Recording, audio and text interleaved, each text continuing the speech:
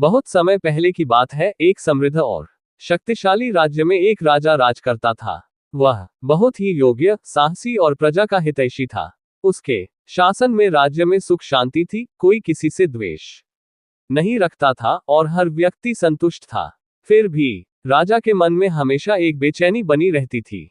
उसे लगता था कि कुछ तो अधूरा है, कोई ऐसा सत्य है जिसे वह अब तक नहीं समझ पाया है। राजा ने विद्वानों से ज्ञान प्राप्त किया, धार्मिक ग्रंथों का अध्ययन किया, अनेक तीर्थ यात्राएं की, पर मन की शांति नहीं मिली। वह सोचता था, मेरे पास धन, सेना, यश, सम्मान सब कुछ है, फिर भी मैं भीतर से क्यों खाली महसूस करता हूं।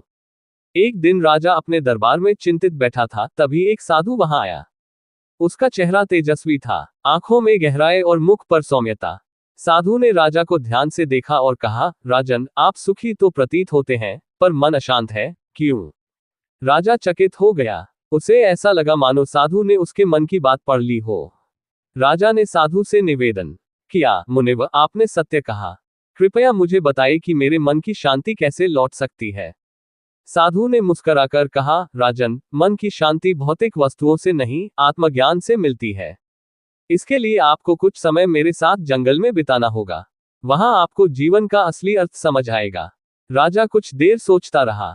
उसने सब कुछ देखा था, सब कुछ पाया था, पर शांति नहीं। उसने निश्चय किया कि वह साधु के साथ जाएगा।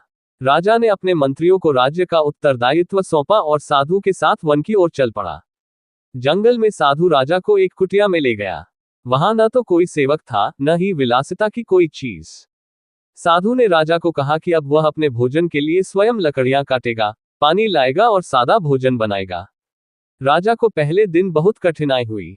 उसे लकड़ियां काटने नहीं आती थी, हाथ छिल गए, पानी भरने में कष्ट हुआ और भोजन भी बेस्वाद लगा।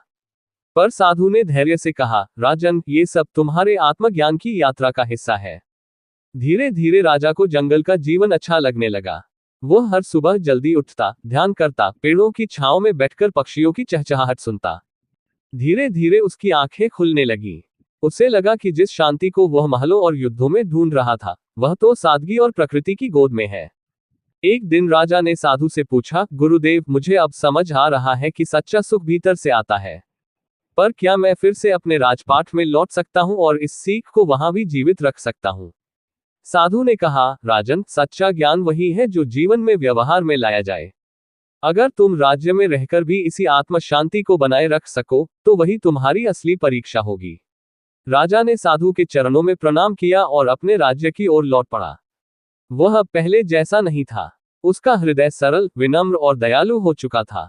उसने राजमहल में सादगी अपनाई, दिखावे से दूरी बनाई और अपने दरबारियों को भी सच्चाई और आत्मज्ञान का महत्व समझाया। राज्य में अब और भी अधिक सुख शांति फैल गई। राजा अब सिर्फ प्रजा का शासक नहीं था, बल्कि वह उनका मार्गदर्शक बन गया था। कहानी की शिक्षा, इस कहानी से हमें ये सीख मिलती है कि सच्चा सुख और शांति बाहरी भौतिक चीजों में नहीं, बल्कि हमारे भीतर होती है। जब हम अपने भीतर झांकते हैं, सरलता अपनाते हैं और अपने अहम को छोड़ते हैं, तभी हमें आत्म संतोष और जीवन का सच्चा अर्थ प्राप्त होता है।